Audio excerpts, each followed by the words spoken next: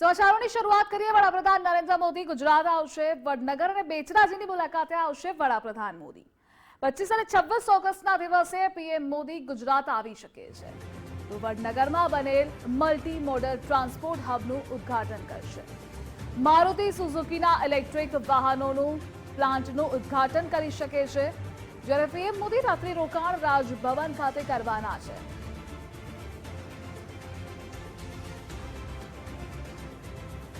અને આ મુદ્દે સંવાદદાતા નિકુંજ જોડાયેલા છે। નિકુંજ, વડાપ્રધાન ગુજરાતની મુલાકાતે આવવાના છે, તેમના કાર્યક્રમોની વિગતો જણાવશો। પ્રધાનમંત્રી સંભવિત રીતે 2 દિવસ ગુજરાત મુલાકાતે આવશે। તેવું આગામી 25-26 ઓગસ્ટ 2 દિવસ ગુજરાતના પ્રવાસે આવે તેવી શક્યતા છે।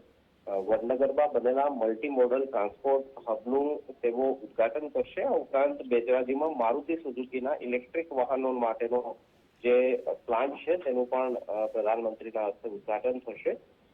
તેઓ 25મીએ વડનગર જાય, ત્યારબાદ રાત્રે રોકાણ ગાંધીનગર રાજભવન ખાતે કરશે અને 26મી ઓગસ્ટે તેઓ બેચરાજી ખાતેના મારુતિ સુઝુકી પ્લાન્ટના ઇલેક્ટ્રિક વાહન નો જે પ્લાન્ટ જે નવો બન્યો છે તેનું ઉદ્ઘાટન કરે તેવી શક્યતા છે।